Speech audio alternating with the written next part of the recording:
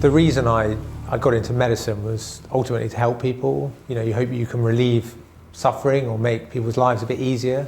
I think as a doctor, I feel a duty of care to offer those patients most in need perhaps something extra that could work for them.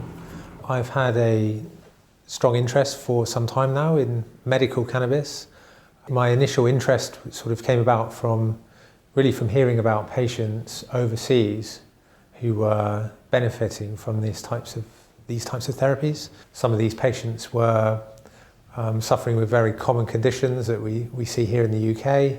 For example, chronic pain, complex types of pain syndromes, neurological conditions, even perhaps mood disorders, but basically a number of very common conditions that at times we struggle to treat here in the UK.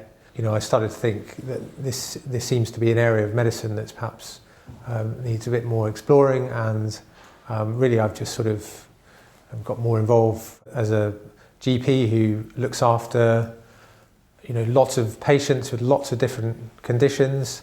I see that it has a role to play in managing certain types of complex conditions, or perhaps where patients are failing to sort of benefit from more conventional treatments or licensed treatments. The initial first steps for a patient coming to see me as a GP would be that I would want to get a good sense of the symptom or disease in question. I'd want to sort of get an understanding about what they've tried in the past, whether that's medications or other types of therapies. I would request to see clinic letters from specialists, recent investigation and blood tests.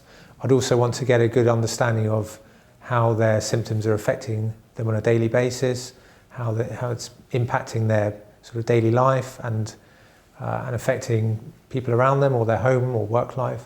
Now, if someone I sort of deem suitable to try medical cannabis, I will then refer to the right type of specialist. So within our clinics, we have a number of different specialists. We have neurologists, pain specialists, general physicians, psychiatrists, and they will then see that patient and again take a sort of further history and sort of